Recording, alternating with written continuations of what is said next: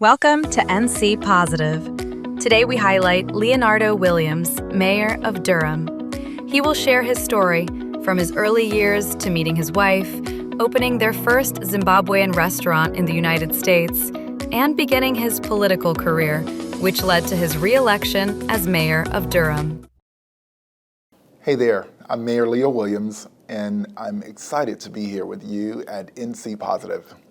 So a little bit about my earlier life. It looks very different than my current life. I grew up in Hobgood, North Carolina. I grew up where I was very wealthy, in a sense of understanding that my wealth came from family, my wealth came from community, my wealth came from, just my friends, nature. I didn't know what money was. My mother made it look easy. If we're speaking in the currency of money, then we were extremely poor. But I didn't know that. And it wasn't until I came to a larger city where that perspective changed. But I grew up very happy. I always had something to eat. I spent a lot of time with my grandparents in Scotland Neck, North Carolina. We eventually moved to Enfield, North Carolina. At least there were stoplights in Enfield, but Scotland Neck, we parked in the middle of the street, and we took that with pride. We're the only town that parked in the middle of the street. Advocacy and activism was also early in my life, because when I was in the third grade, my school was proposed to be closed. And while I went to that school in the fourth grade, they closed the school in Hobgood, North Carolina, and I had to travel across the county to go to another elementary school in fifth grade, Dawson Elementary. And while I enjoyed Dawson, I remember seeing my community come together and say, no, we don't want our school closed. And the superintendent was there that night, and seeing people stand up for something they truly believed in was something I saw as a kid. And that was a language that was translated to me early in life as well. I ended up becoming an athlete. I went to Brawley Middle School, ran track, and went to Southeast Halifax. I joined the band in middle school and high school, became drum major, and that's when I got my first true leadership experience. And that's when my life really changed, because I ended up coming to college here in Durham, to North Carolina Central University.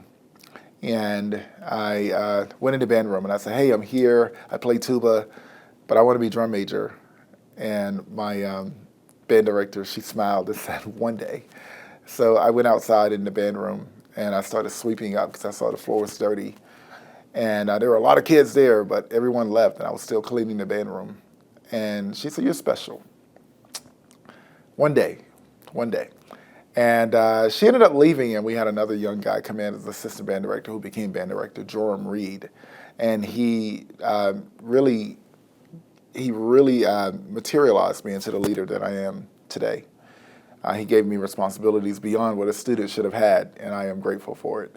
I had to lead my peers. That drum major experience led me eventually to being a teacher. And that was something I was really good at. I enjoyed teaching. It's the best profession ever. And became teacher of the year twice, and ultimately a school administrator and a consultant, and it just went up from there. And now I tell people, if you can run a classroom, you can run a city, truly. So here I am. So when I arrived at NC Central, it was in 1999. Fresh out of high school, I was still an innocent kid. I only knew one thing, and that was music. I didn't want to do anything else. I knew in fourth grade I wanted to be a music teacher, and I went to college to be a music teacher. I majored in music education. I had to audition for scholarship. And I went in and I auditioned on Backstabbers by Earth, Wind & Fire. I auditioned on some hip-hop songs. And the professor that was auditioning me, she thought I was pranking her. And she said, well, you just played a bunch of bass lines from songs from the radio. What about your classical repertoire? I said, classical? I'm sorry, what? And I said, I can play some jazz, And she said, okay, let me hear jazz. So I pulled my saxophone out and I played a few, A-Train and some Charlie Parker.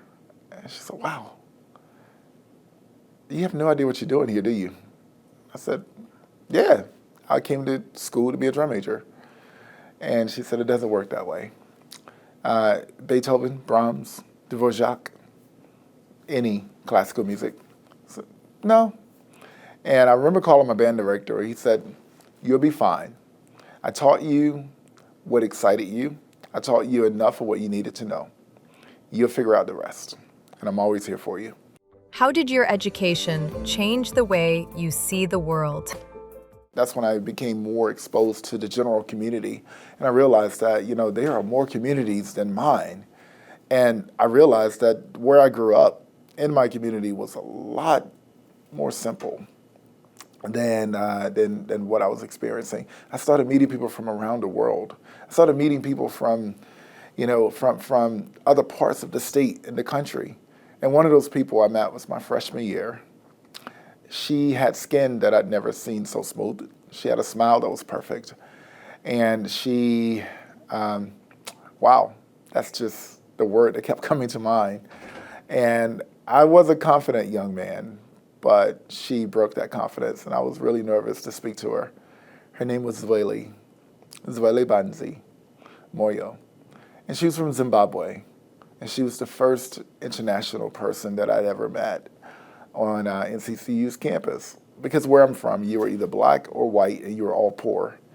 But we were rich in community, But I met this girl, and when she opened her mouth to speak back, I melted. I could not believe that I had met someone so beautiful. Yeah, I just saw her across the room, and my boys, they just hyped me up to go and say something. And I finally did, and I fell deeply in love with her. We ended up becoming close friends, like best friends. And I spent every day with her, every day, all day. When I was not in class and not in band practice, I was hanging out with her. And I fell so much in love with her that I totally forgot that I already had a girlfriend. Oh my gosh. And, I had to fix that because my girlfriend was like totally silent. She was not even talking to me. She was doing her own thing, and I called her. I was like, we haven't talked in like a month. We probably should break this off because it's not working. She agreed. And then when we were about to do it, she said, no, actually, I don't want to break it up. I think we should work it out. And so when I said, look, let's talk. Let's talk about it. I go to her dorm, and I go to have a conversation with her, and she didn't want to talk. She just kissed me. And it just so happened that when she kissed me, Zweli was walking to class and saw this girl kiss me. And Zweli, long story short, smacked the hell out of me. And she left and walked away. I didn't see her after that day for 13 years. That was the last that I saw Zweli. And I spent the rest of my time trying to find someone that would make me feel the same way. Didn't work. And so I just moved on. I said I just, it wasn't meant to be. But I never, could let that feeling go. And I went on with my life. I became a teacher. I took students on trips across the country. I became really popular in education policy. I was promoted from middle school band director to director of bands at Southern High School. I became one of the district lead teachers for music and arts across Durham Public Schools. I was a leader. I eventually got my master's degree. However, as I'm teaching at the high school, 13 years later, in 2013, a band booster of mine said, you know what, Mr. Williams, you're stressed, you're tired, you need to go to the gym and work out, you feel a lot better. Here's a gym membership. And they paid for me to go to the gym, and I went to the gym. And I get in the gym, and there's this lady who's looking at me, and she's like staring weirdly. And I'm looking back at her like, gosh, she looks so familiar. And she comes up to me and she said, are you Leo? I said, are you Tiny? And she said, yes. I said, Tiny, as in Zweli's sister? And she said, yeah. You're Leo, the drum major. I was like, yeah. And I said, it's been 13 years. And I think your sister has a curse on me because I really hurt her. And I want to make it right. And I want to move on with my life. I want to get married, and I can't because your sister has a curse on me. And she said, you're crazy. She's not, she do still hate you though. I was like, well, if she hates me, there's a chance. That was the only time I'd gone to that gym at 6 a.m. And this was the only time her sister had gone to that gym at 6 a.m. And she put me in touch with her sister.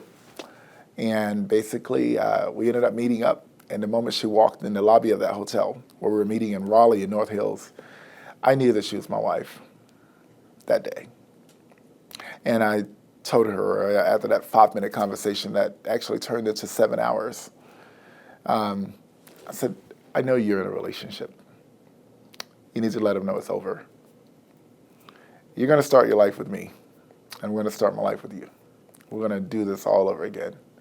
And I am going to show the world how much I appreciate you, so much that I'm going to put your name on the side of buildings. We ended up getting together, and we became really happy. And I went out of the country for the first time. I went to Zimbabwe because it was her first time going home in 16 years. We ended up starting a business together named Zweli's, and I put her name on the side of the building. And now we have 3 restaurants named Zweli's, and her name is everywhere. So I carried out my promise. How did you start your first business? So Zweli and I ultimately opened a restaurant, and that's, her name is everywhere on the restaurants. It's Zweli's Kitchen, Zweli's Cafe, Zweli's Ekaya, Zweli's Catering, and now we have Zweli's Yebo Sauce, and it's a new sauce line, Yebo Sauce. She's the brand, she's the chef. You taste her story.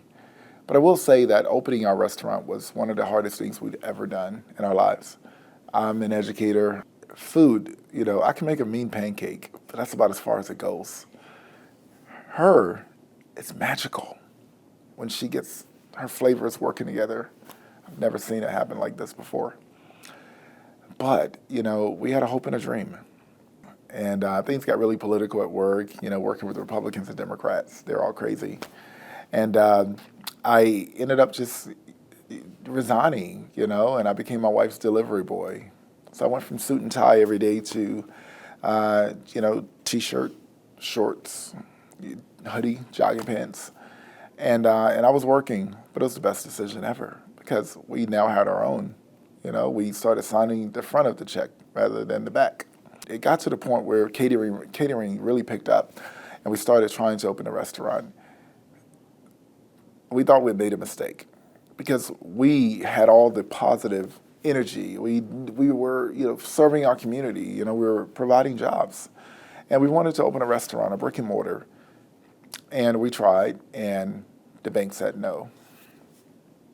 We tried again. Another bank said no. We went to a loan agency. They said no. Another bank, another loan agency, investors. And after the 7th no,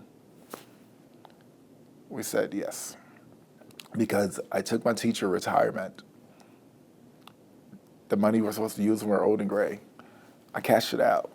And we took the $10,000 we had saved up from catering. Her mom flew over from Zimbabwe.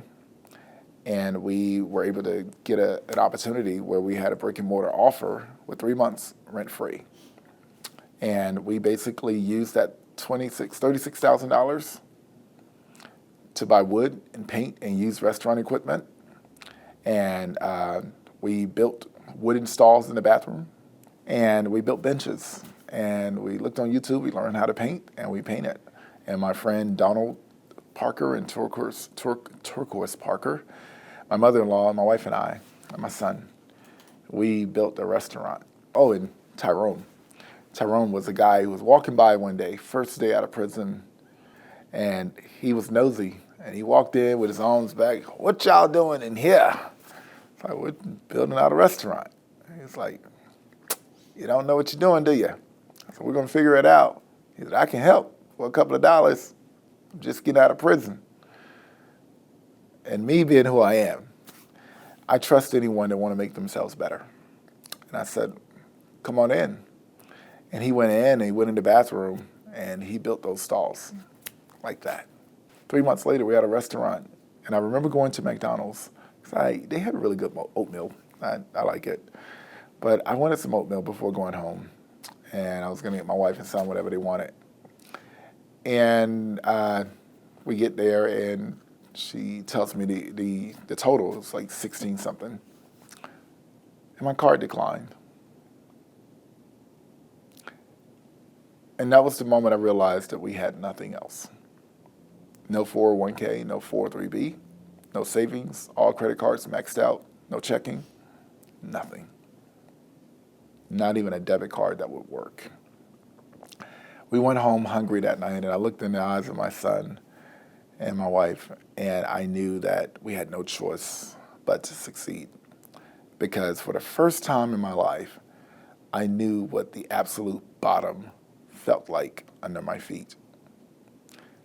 However, the best place to be in a swimming pool is on the bottom, because that's where you can propel back to the top. And that's what it felt like. The next day, we opened those doors to the restaurant, and we couldn't wait to get in because we were hungry. And we went in and we cooked everything up. And somehow, the word got out, and the line was down the sidewalk. And we sold out of everything edible in that restaurant. And that was the beginning of us building our legacy as the first full-service, authentic Zimbabwean restaurant in the United States. I will say, after the first year, not being used to this, we get a letter in the mail one day. It was from the Department of Revenue. And they told us that we owed $72,000. We realized that we had ignored our taxes, not intentionally. And we got that bill, and boy, was it an awakening. And we knew that, unfortunately, we would have to close the restaurant. And we had a big catering that day, and I was nervous, and I didn't know what the next day would look like. How do we tell the community that this beloved establishment is closing? I remember going to the catering site where we were catering, which was at Duke, but I heard on the news that there was a housing complex that had to be evacuated because of CO poisoning.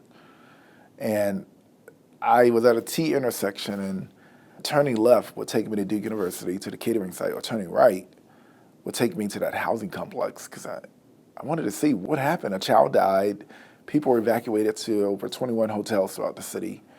I didn't know what we could do, but I knew we had food. And if we were going to close this restaurant, then we had to get rid of the food. Maybe we could help feed people. I went there, and somehow there was someone passed out in the parking lot. And this lady said, just get inside, just get inside. And I didn't really know anyone. And I ended up getting pushed inside this tiny apartment with all of these people. I knew one person in there, and she said, hey, Leo, just stand with me. And I'm listening, and people were upset. They want answers. The news is there. And this one lady walks by. She's on the phone, and she was like, look, I'm doing everything I can. She's the community leader. And she said, I don't have anything. And the person on the phone said, if you could just bring us some potato chips. We only have the clothes on our backs in this hotel room. Just get somebody to bring us potato chips or something. We're hungry. And I said, hey, we can feed people. And my friend said, he's legit. They own a restaurant. And I said, all right, I'm going to get out of here. I tell my wife, I go back to the restaurant. I said, we're going to feed the community today. And without hesitation, she said, okay.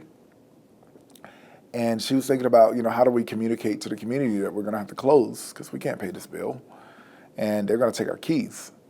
And so we basically get on Facebook and say, hey, this happened at this community. If you have a car, a roof over your head, you have a job, any of those simple things in life, then you are much more privileged than what these folks are going through. I don't know them. I don't need to know them to help them. So please bring food to our restaurant. We'll cook it and deliver it if you bring it. Within hours, my home, from my doorstep all the way down my driveway, was packed with food. I couldn't even fit my car in the driveway. We had to close the restaurant from service, and the restaurant turned into an entire food bank. I didn't know that, we had raised $30-some thousand in a matter of days for these residents that we had served with. We had had over 400 volunteers.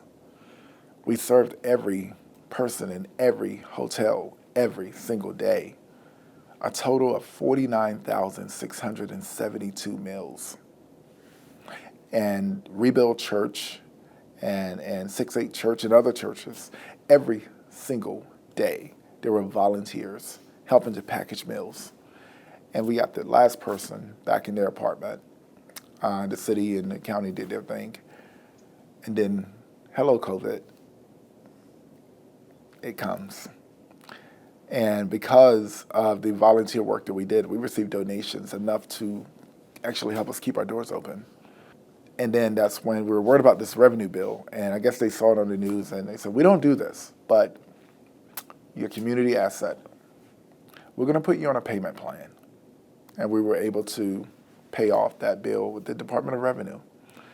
And then the county said, hey, there are nonprofits that are we're going to give them grants, and we'd like you to work with them. And so during COVID, we safely continued to package meals.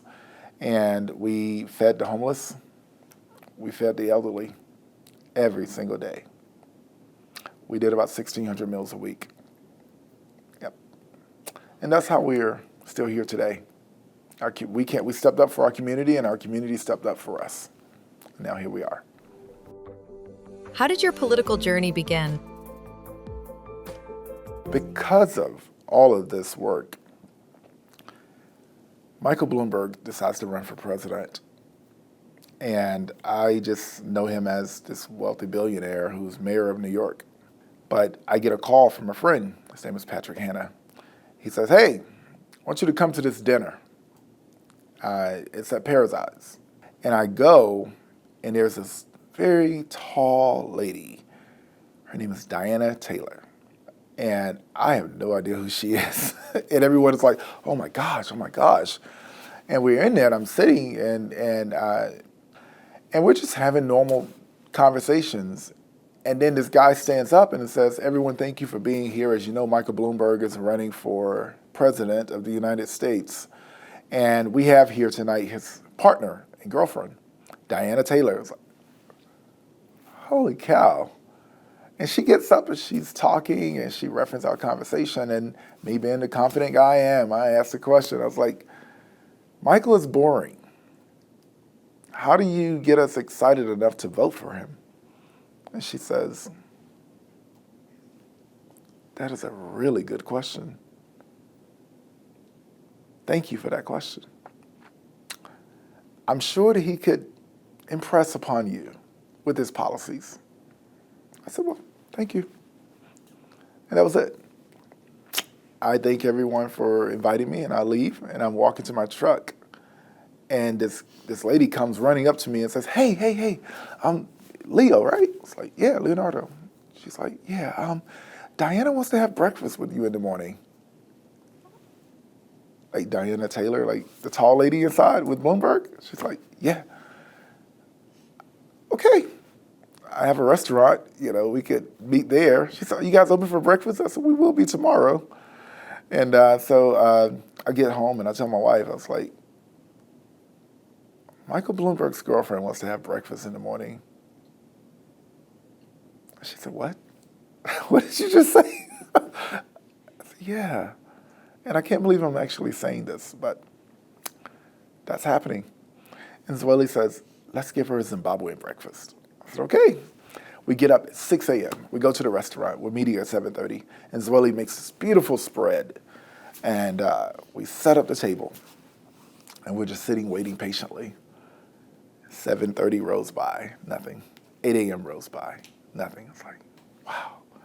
8:15 rolls by, and a Lincoln Town car pulls up. The driver gets out. And this tall, beautiful lady gets out, this long fur coat. And these two ladies come running across the parking lot, and she walks in. Leonardo, I'm so sorry I'm behind, I'm late, but thanks for taking the time. And I'm just like, sure, whatever, come on in. And, she sits down, and Zweli and I are sitting there, and she's here, and her assistants are sitting there. And she's like, this isn't political. I want to know who you are. Who are the two of you? Because last night you asked me that question, and I wasn't expecting it.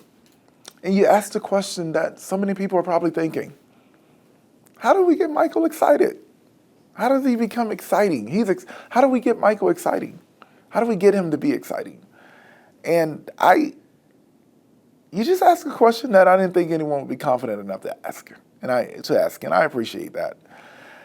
And so yeah, well, I really mean it. I'm just honest about it. I think his policies would be great. He led New York City well, but how does that translate to someone who doesn't know him? And she said, yeah, I don't know. That moment just really stuck with me. And that's why I wanted to have breakfast. I said, well, it's our pleasure. Here we are. Mm-hmm. And so we started telling her our story, and talking about what we did. And she said, I want to keep in touch with you. And I want to be able to support you. And I think you should be a politician. It's like, oh, hell no. Definitely not going to be a politician. They're just preachers and politicians. They're talking heads. I don't have anything to do with them. And she said, well, will you do me the honor of just keeping in touch? Louise, she'll keep you close by. I said, sure. And she gets up after eating and she leaves. And I think there's no way in the world I'm ever going to hear from this lady again. That was all performative. Well, here comes the National Democratic debate with all candidates in Charleston, South Carolina. And I'm watching it on the news, but I don't really care anything about it other than just watching it when it comes on. I get a call the day before. Hi, Leo? Yeah, it's Louise. Louise who? Louise Kushner, Diana's assistant. Whoa, hey, how's it going? Didn't think I'd be hearing from you guys. Yes, was so sorry for calling so late, but Diana wants you to be her guest tomorrow at the Democratic National Debate. Wow, really? She said, yeah, can you get to Charleston tomorrow? I said, I can. She said, we'll take care of everything when you get there. I rent a car. I called my mentee, and I was like, because I never have these experiences by myself. I want to just always bring the next generation. And I said, hey, you want to go to Charleston to the debate? He's like, yeah, cool. And so he calls his professors, and then we get in the car, we go to Charleston, and I walk in the hotel. They said, they said, Leonardo? It's like, yeah. He said, here's your portfolio. Here's your driver. Here are the hotel keys. Wow. And I basically go check into the hotel. I come back downstairs. My driver's waiting. And they take us to every hotel with every presidential candidate, and I meet every last one of them. And that evening there was a reception, and I go to the reception, and there are black mayors from the South and the Midwest. There are mayors all over the place. And they're all in this room, and there's me and my mentee, and we're just eating, food and watching everyone. And the mayor from Ferguson was in there, and the mayor from Charlotte. And we all take a picture, and then I hear someone says, Leonardo, is Leonardo in the room? It's like, yeah, I'm right here. It's like a lady with security. And she said, could you come with us, please? Now I'm nervous. I go with them, and they take me up the elevator. We go to this floor, and we go to this hotel suite. And there's all of these people in there. And then Diana walks out. Oh, you're here. Hi. She gives me a hug, and I'm like, wow, thank you. I wasn't expecting this. She said, I told you stay close. You'll be close. I said, okay, sounds good. And she said, well, I want you to meet someone. And we go into the bedroom, and there's Michael Bloomberg. And he's sitting on the bed, and they're doing his makeup, getting him ready. And he's like, oh, Leonardo, sit down. And we're just sitting on the bed, and we're just talking. He said, Diana's told me so much about you, and I'm grateful that you're here with us tonight. And those were surreal moments. And later, my driver takes me to the debate hall and the theater, and I meet, I hadn't met Biden yet. I ended up meeting Biden, and I met Pete Buttigieg again, and got a chance to meet Kamala. And it was that night when Biden really took the stage. And Biden talked to me for about 10 minutes. And everything later left, and I go back to Durham. And everyone drops out of the race. And it's Biden. And I get a phone call because guess what? The debate with Biden versus Trump is in Tennessee. I get a call. Hey, Leo, it's Louise. Oh my gosh. She said, we're going to be calling you back, but I just wanted to thank you again for going to the last debate and just let you know that you're going to be taken care of. Like, Louise, what are you talking about? All right, talk to you later. And then I get a call from a friend who became a friend, named Ms. Bajia 80. And she says, hey, Leo, so I'm with Team Biden, and Team Bloomberg said to take care of you. Can you get to Tennessee? I said, I'm sorry, what? And she said, yeah, can you get to Tennessee? And I was like, you got to be joking. And then someone takes the phone. Hey, Leonardo. It's like, who's this? This is Vice President Joe Biden, and I want you and your wife to be my guest tomorrow night. Can you get to Tennessee? I said, you got to be joking. He said, I'm not kidding you, man. And so I call my wife. I tell my wife, I said, we're shutting the restaurant down. We got to get to Tennessee. She said, what's going on? I said, Biden wants us to be his one and only guest tomorrow. So we drove through the night to get to Nashville, Tennessee. Next thing you know, the TV news, media, everyone starts calling. And we have interview after interview after interview after interview after interview. And the entire time, I'm in suit and tie and my boxer briefs because I did not have a chance to put my pants on. And it was just so many interviews. We were on every outlet. And as Joe Biden's guest. And so we get to the debate hall, and I meet the CEO of Budweiser, and he says, if you ever run for office, we'll support you. I say, wow. And we walk in the debate hall, and I'm looking at the balcony, and I was like, oh, we're going up here? I said, no, you're down here. And we walk all the way to the front. My wife and I sit down, and then the crowd walks in, and then Jill Biden walks in, and their granddaughter. And Jill and my wife are sitting next to each other. They're talking the whole time, and then the Trumps walk in. And Kid Rock and John Daly. And Biden and Trump walks on stage, and he waves. I said, wow, what is my life right now? And that was the beginning of Biden and Joe Biden and myself. That was the beginning of our relationship. I left there, and that's when life went the way it did. I ended up running for mayor. I ran for city council in Durham, and ended up running for mayor after that. And one night, I'm leading the city council meeting here in Durham, and I get a text. Hey, Mayor Leo, it's Julie Chavez Rodriguez. Wondering if you have a moment for a phone call. Sure. Look up Julie Rodriguez Chavez. And it's Kamala Harris's campaign manager. I said, holy cow, what is happening? So I call her in the morning, and she said, we'd like you to speak at the DNC. Now, still my ignorance, I did not know how big of a deal this was. And so I called a friend, and I was like, hey, what would you say if I told you I was speaking at the DNC? And he said, what? That's the biggest stage in the world. I was like, what, really? He said, Leo, are you joking? Like, are you being dumb? Like, seriously, speaking at the DNC is how Obama got started. I was like, really? Yeah, you're right, actually. I said, well, I've been invited to speak. The DNC comes, and they fly my staff and I to Chicago, and they fly my wife, and it's an experience. It's an experience. Somehow I get sick. I get sick, and I was in bad shape, and I said I'm not going to believe that I'm speaking until I have to go into rehearsal, and they call me, and the day that I'm speaking, which was the night that Kamala spoke, about 45 minutes before, an hour before her, they called me in and they said, Mayor, we need you to come in and do your makeup. And that's when I knew it was official. So I go in, they give me another shape-up haircut. We do makeup. Kerry Washington is sitting next to me. Pink is in the hallway. And all of these celebrities, everybody, Adam Kinzinger, Al Sharpton, Marsha Fudge, all of these people. And we're all sitting in the same room together. And Elizabeth Warren comes up and says, are you Leo? It's like, Mayor Leo? It's like, yeah, Senator Warren. She's like, it's a pleasure to meet you. I've heard a lot about you. And we stand there and we're talking. And I just could not believe it.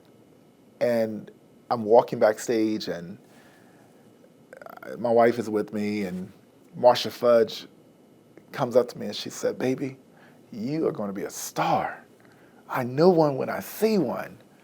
And she tells my wife, he's going to be a star. And I said, thank you, Secretary. And I walk on and I get backstage and I'm next. And they said, don't say your name, we're going to announce it. And don't yell in the mic because people at home, they're going to be able to hear you. And I walk out on that stage and it's a sea of people. And North Carolina is so loud. They're cheering, they're so proud.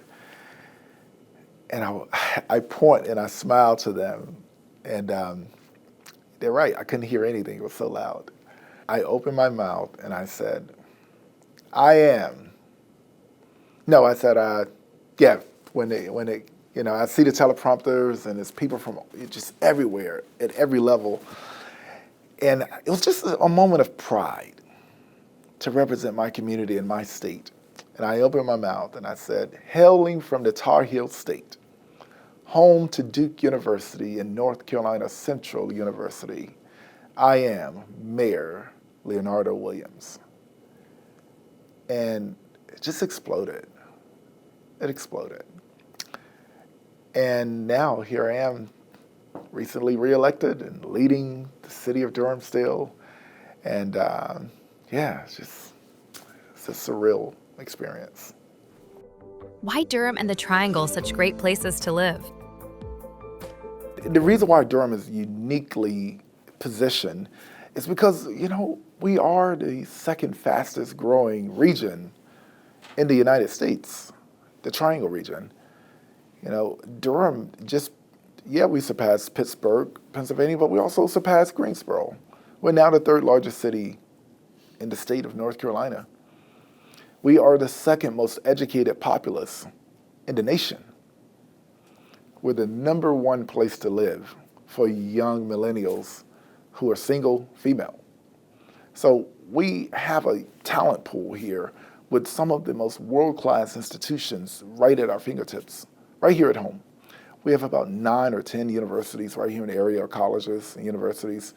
And we have, just world-class institutions and research, R1 institutions right here, which is attracting lots of major employers. We're about to have one of the biggest investments in the city's history announced really soon because of the perfect storm that we have, the talent pool, the skill sets, the risk takers, the chance takers, the opportunity makers. We have access to what many people yearn for. And that is why Durham is such a cool place to be. We're a city of culture. We're a city of champions. We're a city of medicine, city of research. We're a city of tomorrow. And that's why people love us so much.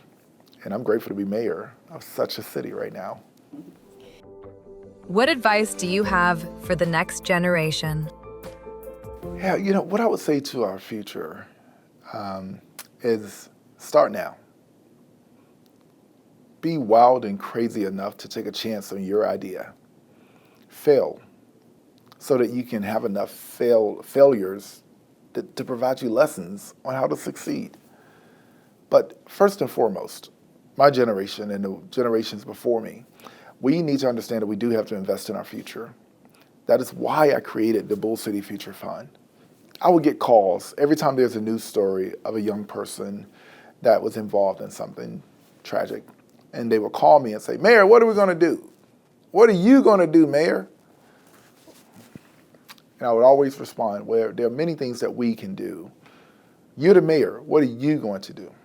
And I always thought that was a very, very toxic and a misleading way of allowing those expectations to flourish. The expectation must be what we do together as a community, not what one single person can or should do. And so I basically said, you know what? Will you give me $1? What? Mayor, I'm asking you what you're going to do, and I'm asking you, will you give me $1? You give me $1, I can do something. or $100,000. But if you give me $1, I'll make it happen. And so I started the Bull City Future Fund as a way of removing red tape, removing bureaucracy, and allowing a capacity for anyone, whether it's $1 or $100,000, to invest back in our youth. And I said, I'm going to raise $1 million to invest in our children. And I created the Bull City Future Fund with the Triangle Community Foundation and the Greater United Way of the Greater Triangle. And we're raising $1 million, and we gave out the first $300,000 to nonprofits that are working directly with our young people. So one, we have to understand that we have to do our job at investing in them and invest in what they're good at, invest in what they're already doing. But I would say to our generation, our next generation, and our future, start now. If you're interested in engineering, do it. I mean, we have access to resources we never could have imagined. Study what's new. Study how new companies are creating new technologies. New companies are creating new things, rare earth minerals. Just, if you want to study something, do it. If you want to do something, do it. You want to start your own business, start now. Don't wait. Because the new generation, the next generation, have resources that will allow them to make enough mistakes now to where they're still young and they can be extremely successful. Why is North Carolina such a great place to live? North Carolina, I could have been born in another state. I could have moved to another state, but I was born in North Carolina. And my story, my life, has driven me to, if I was in another place, this is where I would want to move to. Not too big, not too small. Not too busy, not too dry. The weather is perfect. The people are beautiful and diverse. And, if I lived in California, I'll say, I like that Triangle area. If I lived in New York, gosh, I want to slow down a little bit. What about the Triangle area? If I lived in Florida, it's a little conservative here. I want to go to a better mix. What about the Triangle area? If I lived in the Midwest, well, they're losing population here. Where is it growing? What about the Triangle area? So I'm where I would want to have been anyway. I'm just fortunate that I was born here. So that's why. It has everything I could ever want if I wasn't here.